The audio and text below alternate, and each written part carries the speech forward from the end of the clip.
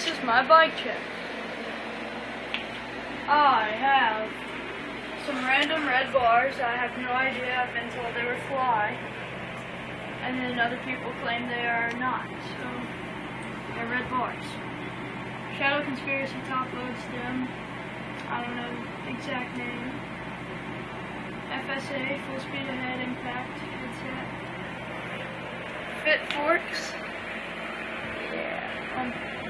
Fit stock forks to be exact. Just some generic pegs. In the contact tire. Alienation PBR front rim with a stolen whatever, Harless bucket from felt chassis frame painted red, like a maroonish type deal. Duo stunner back tire, tan ball, I don't know why. Stock premium brakes, Odyssey twisted PCs, and let's see, my favorite part, just the premium fat seat, pivotal, stolen Thermalite seat post, seat clamp that came with it.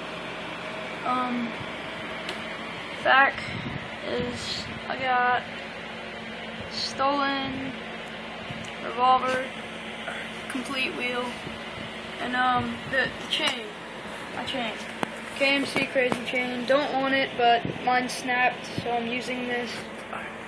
And that's it.